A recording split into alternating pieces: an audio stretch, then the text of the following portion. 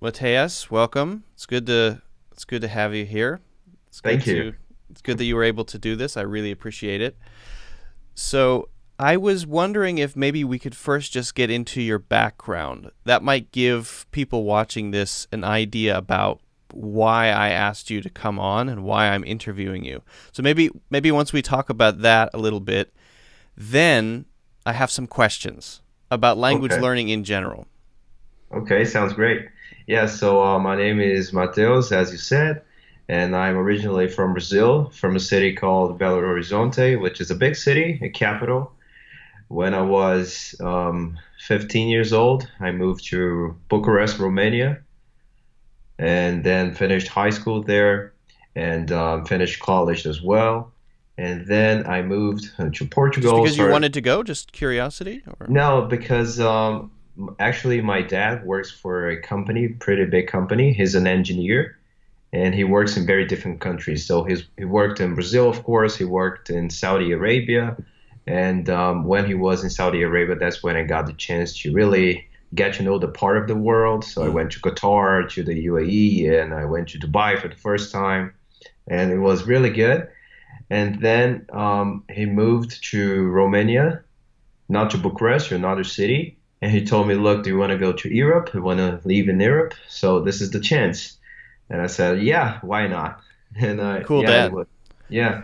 At first it was hard because, you don't know the language, you don't know anybody, you're getting out of your comfort zone.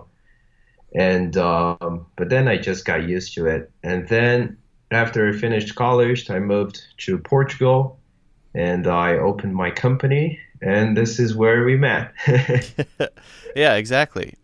So that makes it sound like your learning of, let's say, Romanian hmm was pretty early on Yeah, when you were in your teens. Is that accurate?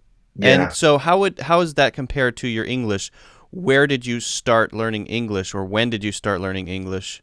Was it in middle school? Was it before? Was it around the same time? I'm just trying to get the time frames right. Yeah. And then maybe if you could talk about other languages that you've learned or are learning, and maybe just give a little bit of background in your sort of language history as well. Yeah, sure. I started learning English in middle school. When I was still in Brazil, my parents decided that it was a good idea to put me in an American school so I could start learning English from a very young age. Yeah. Because in Brazil, not a lot of people speak English, especially from a young age. I went to that school. There were a lot of Americans there, British people, Australians. So international school aimed for English speakers, but Brazilians also could get in if they started in English. And because I got in a little bit late compared to other people, I was 6 years old. So at six, you know how to talk, how to write, how to read. So you already know a language. And Right. at the beginning, not all classes were in English. They were in Portuguese, but the lessons were in English. Like when you're teaching English to your kids, so lesson number one, phrasal verbs, things like that. Yeah. And then So was that as was that kind of stressful to have English lessons yeah, when you're in English lessons to actually have to perform and do schoolwork in another language? yeah, for sure. The first 6 months, it was just with other Brazilian kids. They were also learning English because it was not like I could socialize with the American kids or the British kids or the Australian kids because they didn't know Portuguese. They only knew English. Right. They had a special class with Brazilian beginners, like kids. But then after 6 months, we started socializing with everybody, and also during like breaks and everything, we got the time to socialize, and it got easier and easier as time went by, and it just became natural to me to talk in English. Now, so a couple things.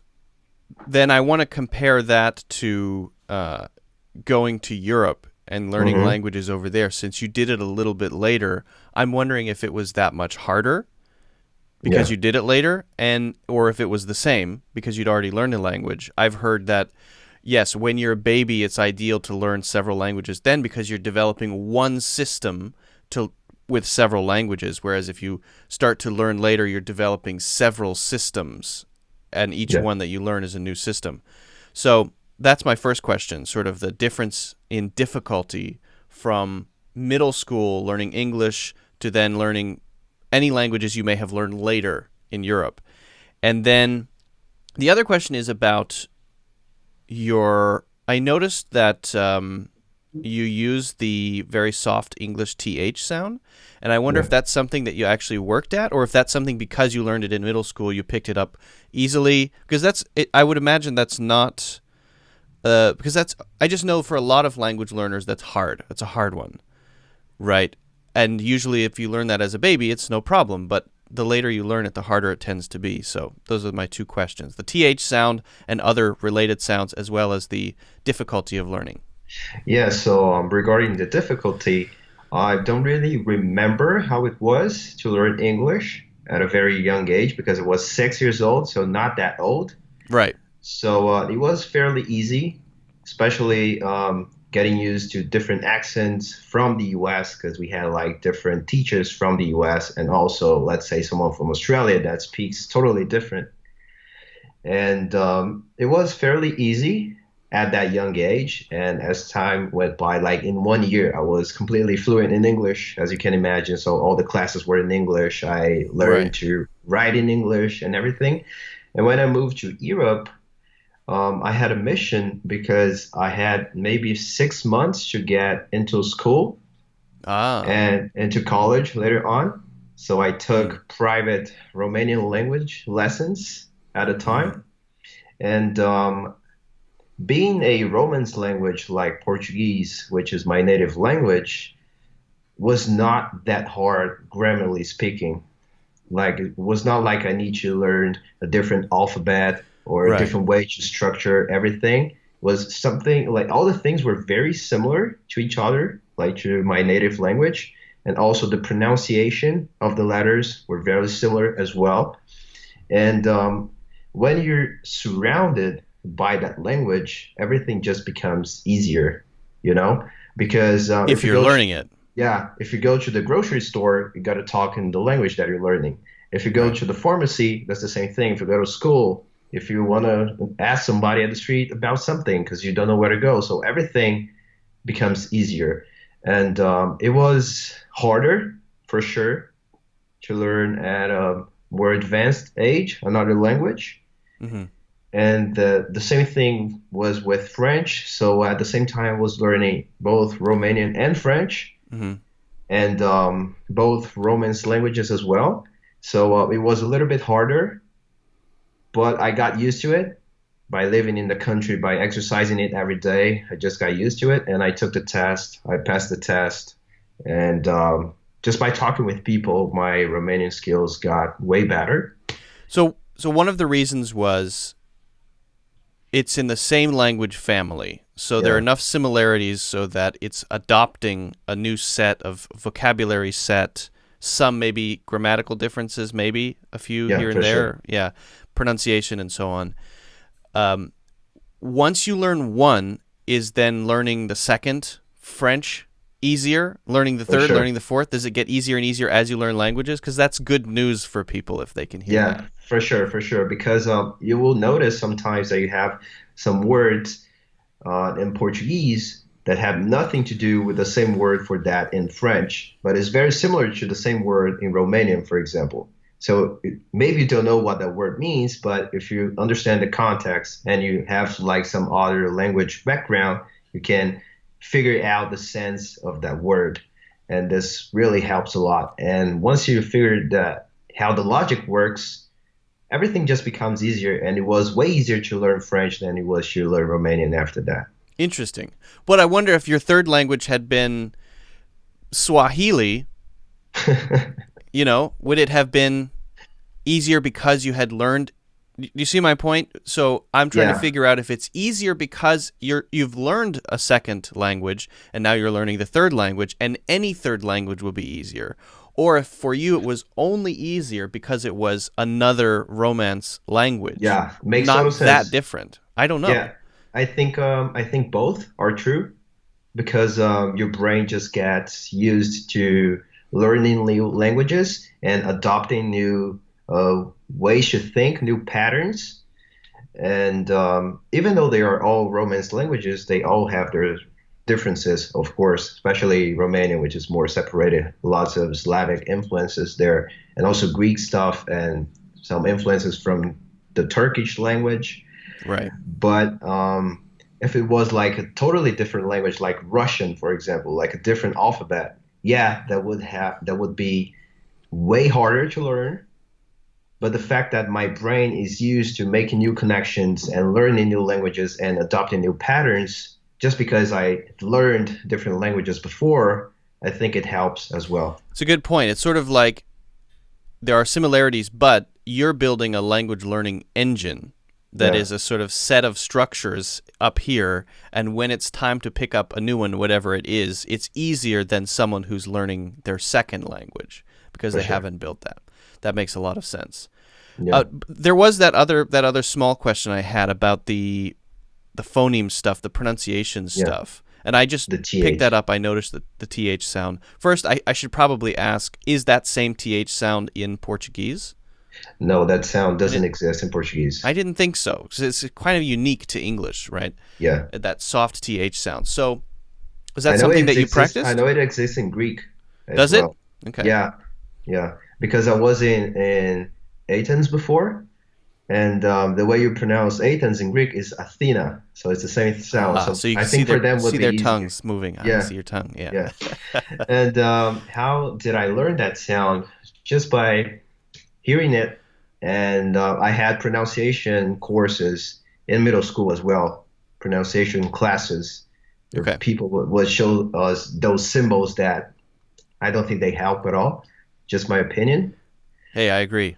Yeah, and I think that just by hearing the same word or the same sound over and over again and trying to reproduce it, at some point it will become easier and natural for you. So no, it doesn't exist in Portuguese or Romanian or French. It's a very English thing, but I've learned it just by using it and learning it at a young age. It's interesting. That's actually a big pet peeve of mine. Those symbols. I know it does help some people with memory, but there's the idea of Occam's razor. You shouldn't add things that are unnecessary if you don't Yeah, need to add them. So you're just adding another thing that you need to learn between yourself and the thing that you need to learn. You need to learn the pronunciation. So why are you learning another alphabet so that you doesn't can make learn the sense. Yeah. pronunciation? Just Doesn't make say, sense. just try to say it. Yeah, it didn't help at all. I Yeah. don't even remember what those symbols mean. I just know how to pronounce the words. It's just how it works. And you also asked about other sounds that are very unique to English that some people have difficulty in learning them. For example, some people just cannot differentiate the words word and world. Oh yeah. You know, it's That's a very tough one. hard for them to pronounce like Merle, Earl, world. So this sound is very, very difficult. And for me, it's fairly easy to pronounce. But for my fiance, for example, she has a very hard time pronouncing that sound. Yeah. And what I say to her is like I try to reproduce the sound myself and try to really pay attention to what my tongue and my mouth are doing. So I just tell her, look, try to do this when pronouncing the sound. And it works for her. Yeah. That's a great way to do it. I mean, that's how people teach pronunciation. That's how I've found it to be most effective to teach pronunciation. And also for words like that where it's difficult and one of the differences is that there's a sneaky second syllable in there, Yeah. then I find it very, very convenient to teach syllables with the mouth closed technique. Just say the word with your mouth closed. Oh, there are two, right? You can hear the beats easier if your Yeah. mouth is closed. Well, okay, so maybe you could just say which other languages have you learned, which other languages are you learning, just so people know. Yeah, so I speak Portuguese natively, and I also consider that I speak English natively because I started at a very young age. I speak Romanian Approved, fluently. if I have a stamp.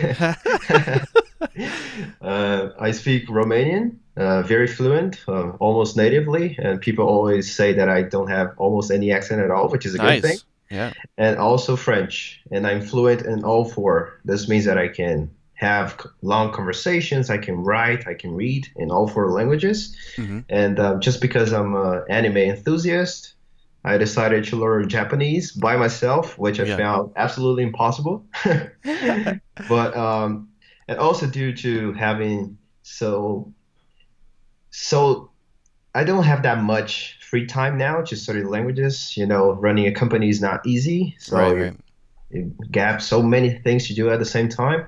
But I've said to myself that once I hit a certain goal that I hope to hit by the end of this year, I will hire a teacher to teach me Japanese and also Russian is up Cool. next after Japanese because I decided to challenge myself, like exit from my comfort zone, 100%, That learn is new for sure. alphabets, new logics, new everything. Those two are two very different languages for Yeah, sure. So it's almost that sounds strange to some people. You're yeah, treating yourself to a new language. Some people buy themselves a new Honda when they do something, they meet a goal. You're treating yourself to a yeah. new language. I want to learn That is very Japanese. cool. That is very cool. Uh, before I ask the next question, I kind of want to just address something that people might be thinking as we talk. People who are watching this might be thinking, okay, I'm a language learner, and Luke is talking to this guy who had the advantage of starting English when he was 6. It's too late for me. I'm not 6.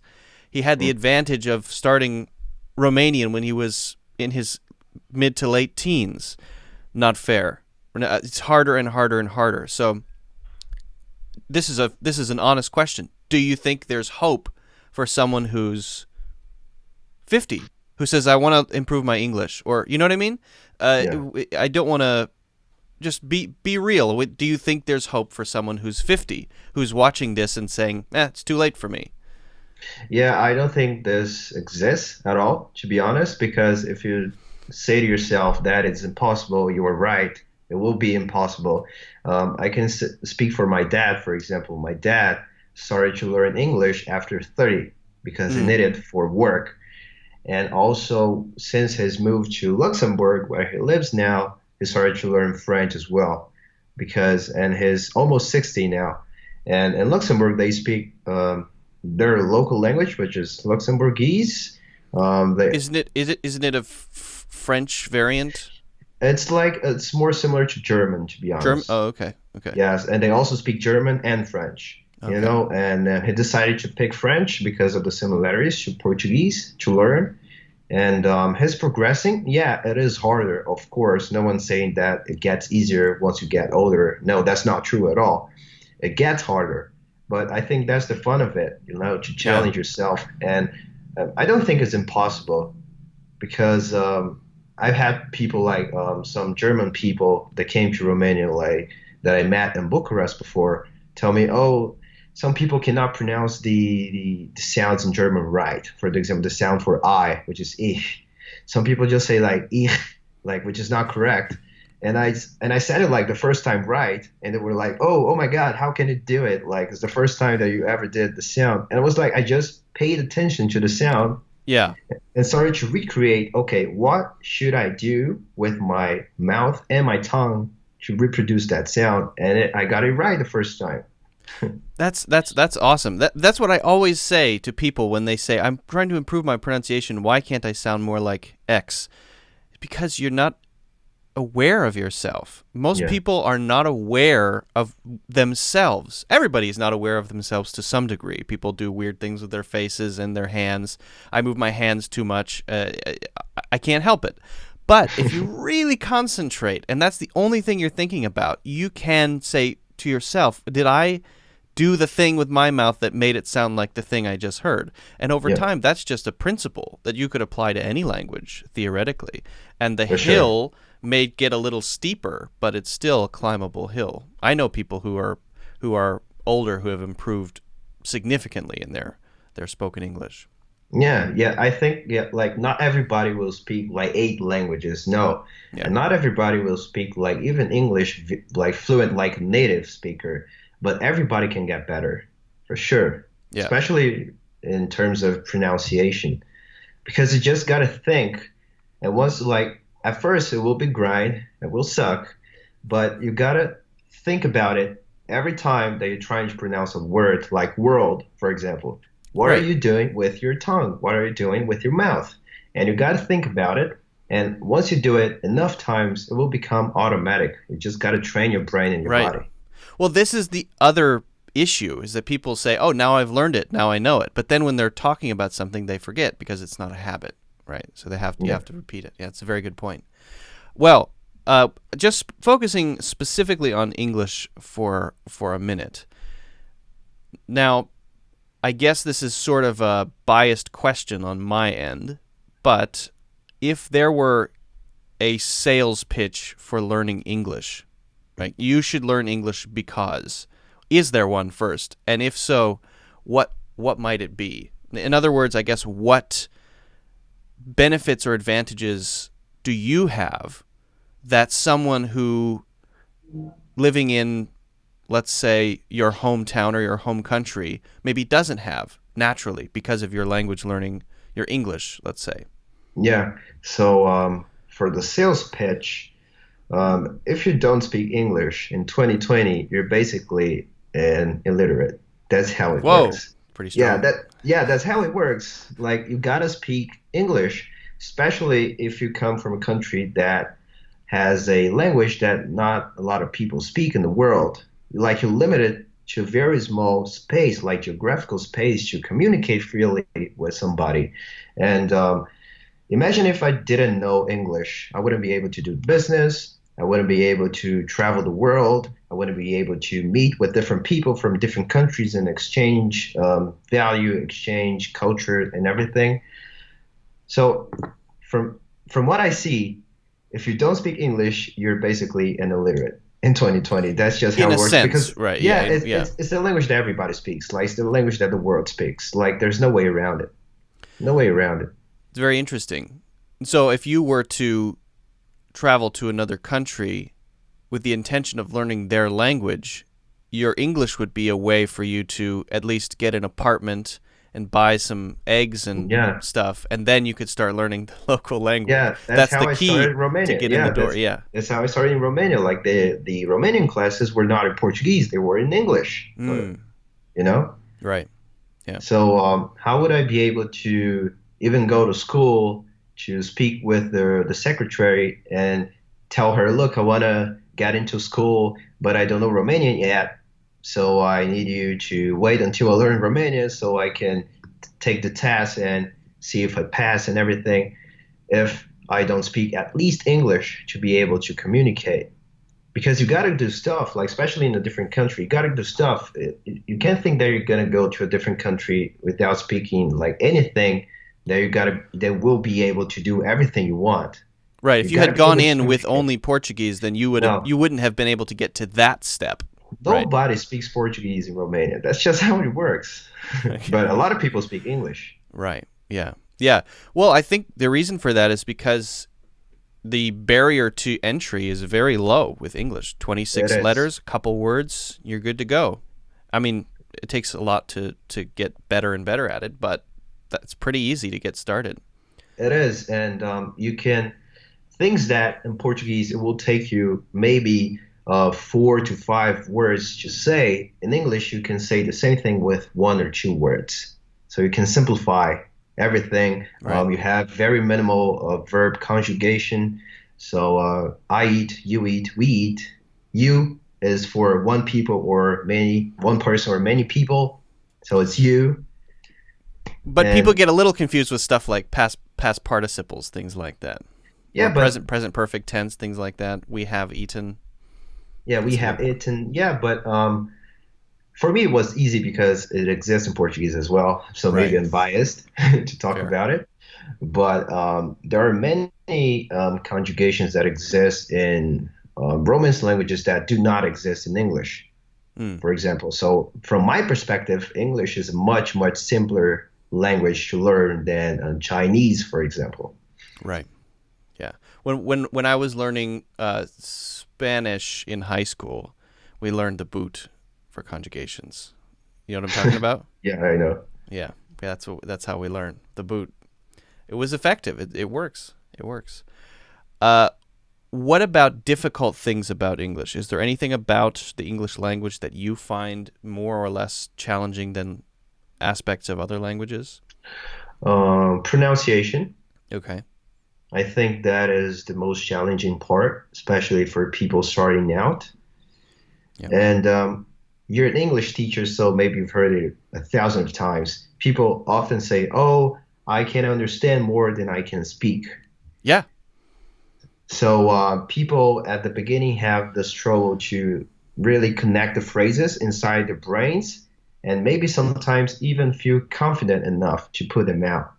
That's my next question. So how do you overcome that? A lot of people say, "Yeah, I've learned 10,000 words. I can understand 60% of a TV show if I watch it. I can take an exam, a written exam. All of these are no problem for me."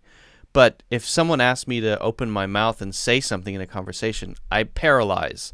I can't do anything. I can't move. So is that a personality characteristic? What is that? Is that something? Is what? How do you overcome something like that? In I guess in any language. Hmm. Yeah, so knowledge is different from information. You know, like you have information when you have a lot of pieces of content inside your brain, and you have knowledge when you know how to connect everything in order that makes sense. And some people, yes, that I think that's a personality thing because some people are just afraid of making mistakes when speaking, when talking. So the other people were gonna be like, "Oh, look at him! He's talking like Idiot. very Yeah. strange. Yeah, he doesn't know how to speak English."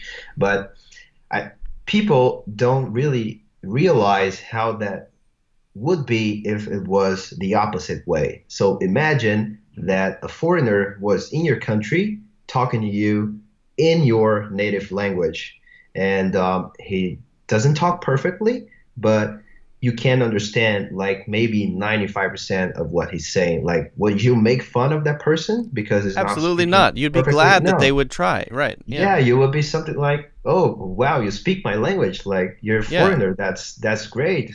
And Yeah. I think that's the same thing for English. And what I've noticed is that English speakers are very polite in the way they correct you when you're speaking.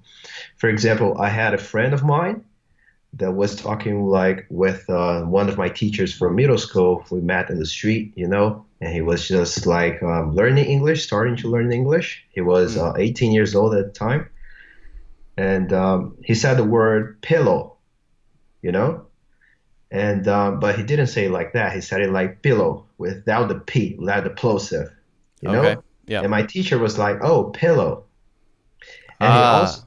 and he Okay. also made the I sound longer, so he said like pillow, not pillow, Made it you like know. an E sound. Yeah. Yeah.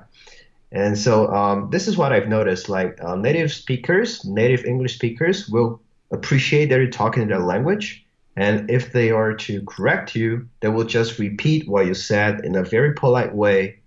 So maybe like, "Oh, you meant that." Not like, "Oh, this is the way to say it." No, just say, "Oh, pillow." Like, "Oh, so Right. this is what you meant." That's a good way to do it. It's more gentle, I Yeah. think. And and speaking for myself, I couldn't care less if people make mistakes. It doesn't bother me at all. I Yeah. mean, there are things that bother me about native English, like Valley Girl English, girls who talk through their noses and say like too much. That kind of annoys me.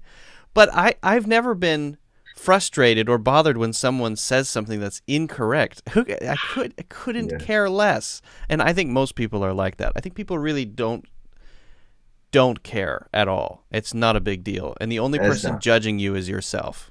Yeah. I always tell people, especially my fiance, Like she's learning Portuguese right now, and sometimes she's afraid to talk in Portuguese, especially because she's learning like the Brazilian accent, and when she's here in Portugal, the accent is very different. Right. So if she is so on a in the grocery store, for example, and asks for something, she's very afraid to making mistakes. I always tell her, look, everything that you just picture is just inside your head.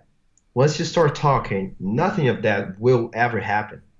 Yeah, Don't there you worry. go. Yeah, Creating prisons for yourself inside your own mind. yeah, Yep. Good point. exactly. The best way to overcome that is to just talk. Just talk every single day if you can. Just Yeah. talk. Talk to yourself. What if someone doesn't have someone to talk to? Talk in the mirror, talk to yourself, imagine conversations, and that's how I did it. So yeah, it works. What about recording yourself and listening back to it?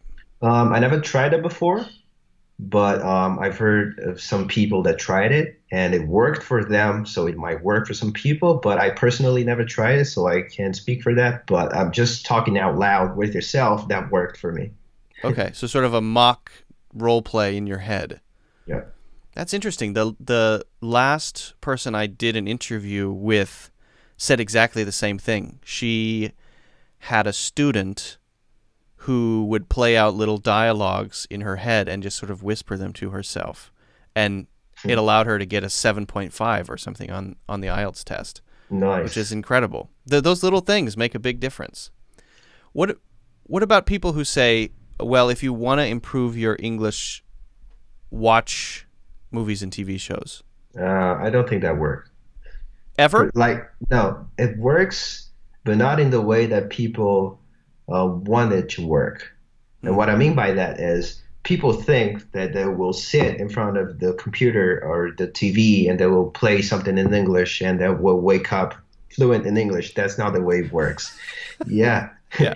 Your ability to understand English will increase drastically, of course, especially when you start with subtitles and then you take them away and start rewatching the stuff that you watched with subtitles before. But you will not learn how to speak if you don't speak. You gotta speak because it's a different skill set. Like it's the same thing, it's the same subject, English, but it's a different skill set because in English you have basically three different skill sets. You have the hearing, you have the writing, and you have the speaking. And Hmm. you gotta develop all three if you want to be really fluent in that language. So just exercising your hearing will not improve your speaking that much. Yeah, that's an interesting point. So I guess you would want to put it in a little category to say if your goal is to learn more things, perhaps words and idioms, and improve the listening aspect, then you might want to use TV shows. But don't have the expectation that that's going to make you a better speaker in any way. No, because it will not. Right. That's a You fair might point. learn, yeah, you might learn like certain ways to say something, and you also might learn new words, and that's very helpful. So you might increase your vocabulary, and that's great as well. But you gotta learn how to make that connection of actually speaking with somebody Yeah. at the spot, because when you're talking with someone, there's nothing there that you can use as your support aside from your own knowledge Right. because yeah, there's not a script. You You can't don't check know a what dictionary quickly. Yeah. yeah, you don't know what the person's going to ask you and where the conversation will take you. So you got to be prepared for everything. So you got to exercise your talking skills and every day if you can, you like 30 minutes, that's enough. Like just speak to yourself out loud while you're taking a shower or something like that. It will work. That's a great bit of advice, honestly. I think it's a great bit of advice for anybody, native English speakers included, for people who want to be more articulate and express themselves well. Starting making videos, I found over time, just talking and trying to explain things over time, Yeah. you learn the ability to say it as you wanted to say it in your head more and more. You get closer to that. Yeah. Whereas even as a native speaker, I think a lot of people, and me to some extent too, sometimes I didn't quite come out right. And everyone has that feeling. So I would say, don't give up when you have that feeling. Just start practicing. Do Yeah, something. Say for something. sure. practice. 100%. Yeah. Yeah. And also something that can help is once you hit a certain level is to teach what you learned to Mm. somebody else. Because once you try to teach something to somebody, you will understand the logic behind it better. And maybe you yourself will realize something that you didn't realize before. Who was it that said that? Was that Einstein or was that Richard Feynman? I don't know. I don't know. If you don't know anything unless you know how to teach it, something like that. But it makes sense because I've realized this myself. Like even with Portuguese, which is my native language, when I explain it to my fiance, I realized some things that I didn't realize before because I was a native speaker. So for me, it was natural. And I feel the same way about English. So when explaining something to her in English, like the difference in pronunciation between feet and fit, you Ah, know? yeah. There you go. And I was like, oh, yeah, it's very different. So it's the I is not like an I or a knee, it's I, so it's fit, you know? You have to look in the mirror and see what mouth shape you have going on. That's how you do Yeah, it. yeah, Same thing. exactly. When I was starting to teach English, I would quickly look into a mirror and go and look at what I was doing, and then just sort of explain it. That's the only way. Yeah. Yeah. Well, I'm curious, since you are speaking now on a regular basis, I guess, for languages, and soon will be 5 and then 6. Yeah. How do you start? Because if you're going to learn Japanese and you're thinking in English, or if you're thinking in Portuguese or Romanian or whatever, then you're not going to be able to fully sort of lock into the language and be Yeah. fully understood, fully in the conversation, right? There will be lag. How do you start thinking in a language? Um, when you have your first dream in the language, then you can start thinking in it. People tell me that. I've heard that several times. I've heard that Yeah, several times. because it's true. It's true. Like I don't remember the first time I dreamt in English, but when I first had a dream in Romania, I was like, okay, now I can speak it. because because dreams are so random. Like Yeah. anything can come out of it, and if your brain can elaborate phrases and dialogues in that language inside a dream, that anything can happen. This means that you have built like a huge number of connections inside your brain to actually be able to speak what you dreamt before. That's really interesting. That is really interesting. Yeah. But what about getting there? Is it just a matter of, is there anything special you have to do to get there, or is it just a matter of continual practice, continual speaking, continual learning? Yes, you have to practice every day. And Yeah, the okay. more you practice it, like continuously, not go a week without practicing it, the faster it will happen. I'm worried that your Japanese is going to sound very dramatic because you watch so much anime. Yeah, it will for It's going sure. to sound like you're just about to draw your sword at every moment. It will. It's, unleash my special technique. For sure. And something very important as well when you speak multiple languages is that sometimes you just forgot things. Yeah. You forget things, how that work.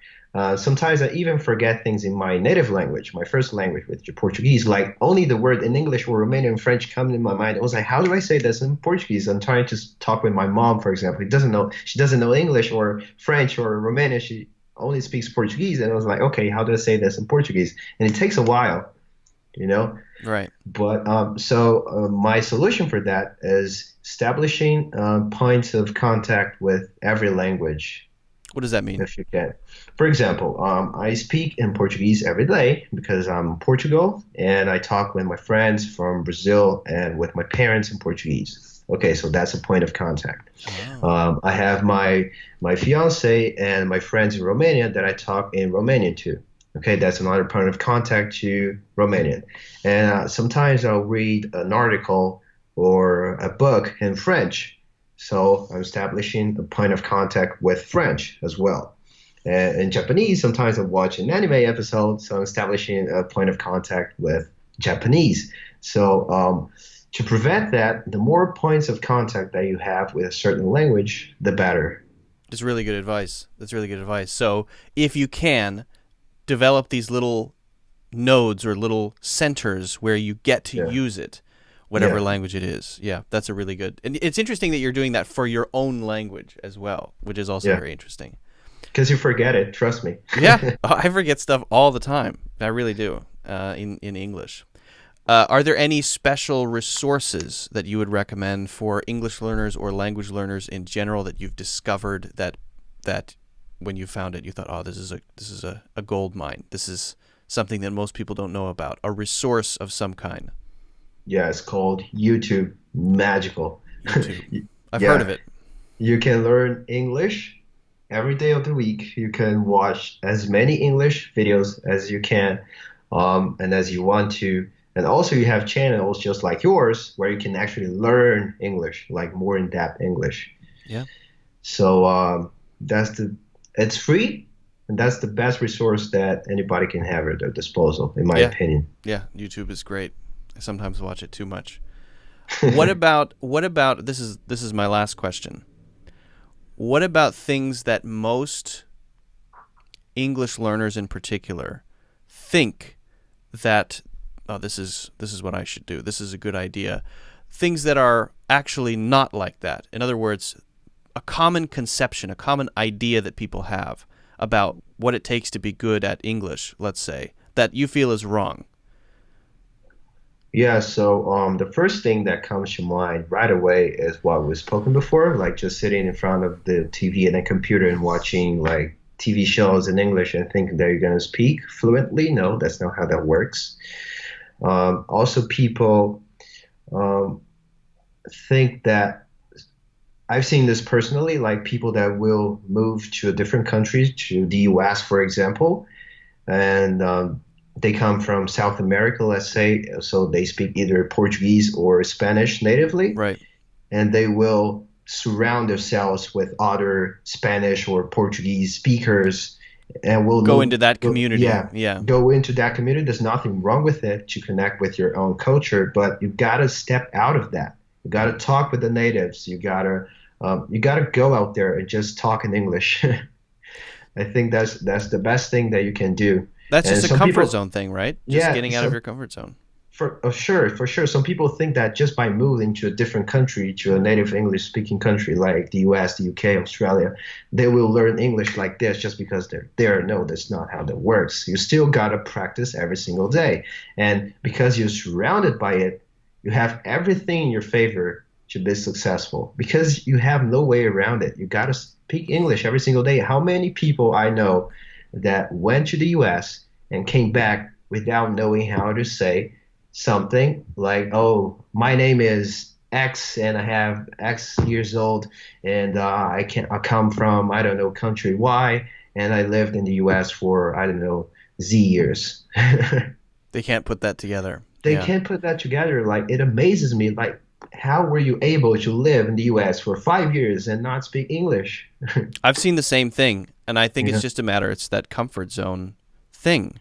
But when you're doing that, you're still surrounded by English, but it's almost like to go to the United States or go to Canada or whatever, you've paid for a very expensive 3D movie, right? Your language environment is still your native environment. Yeah, you have language all around you, the signs and stuff, but it's really it's not much more than a movie because you're not interfacing with it. You don't have to help your friend move his or her sofa and negotiate with someone, or you know what I mean, because there's everybody in your community who knows how to speak your language who can do that. So it's a real thing, and I think that's an important point to share. Definitely.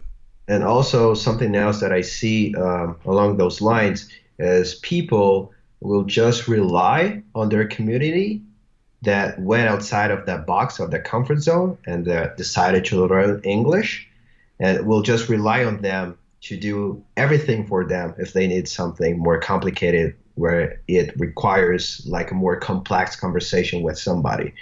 So I think, okay, you might not be able to do it yourself, but it's the perfect time to at least try something. At least try something. I'm starting to suspect some personal experience here. Do people do that to you a lot? Yeah, so I had people in my family do this. I have people I know do this, and it just happens. Like, I never been to the US before, and if people don't know I'm not from the US, they don't say that I'm not a native English speaker when I'm talking in English sometimes.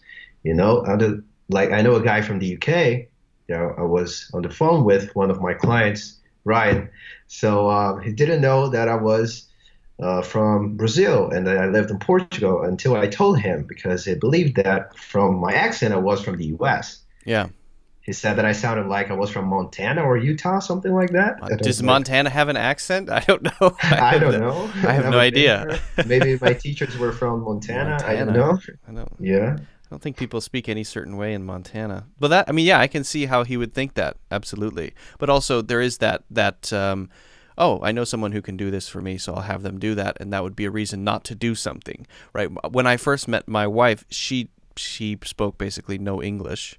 We lived in China for 2 years, I think, Hmm. together, married, and then came to the U.S. So when we came, she was really scared to. She knew how to communicate, but to do those things like calling customer service to complain that you got the wrong thing or whatever, right? So for the first 6 months, I was doing a lot of that, and then she just slowly started to, and I was really happy to see it. She slowly just started to do it on her own. She stopped asking me, right? And Yeah. now she just does everything by herself. So Yeah, she's that's a clear sign of evolution and yeah, progress. And some people just don't want to get out of their comfort zone. right. And it annoys me. Like if you went to the US, for example, you worked there for at least, let's say, 6 months to a year, which is not a long period of time, and you came back with no better English skills, you failed miserably. And that's the judgment. Put a stamp on it. Yeah, that's my judgment. You failed so miserably. I cannot believe it. I tend to agree with you. I think, especially if that was your goal, if your goal was to just quickly do something and then come back and you don't care about that at all, okay, fine. But if you came there to get that environment and to improve your language skills and you didn't, then yeah, that's a But hard how fail. how can that not be your goal when going to a new country? Like you might not get fluent. Let's say that you move to, like my dad, to Saudi Arabia. You might not get fluent in Arabic, but at least like some words, some sentences, Yeah, something like you've got to pick up the basics. Yeah, yeah. yeah. Learn Just how to to count from 0 to 10, like basic stuff. Yeah, at least counting. Counting is important, and Yeah, and knowing how to say this one and that one, yeah. very important. I don't want this one. I want that one. Or things like higher, lower, hotter, colder. Yep. You know? I need three. That's very Yeah. important. Yeah. Always get three.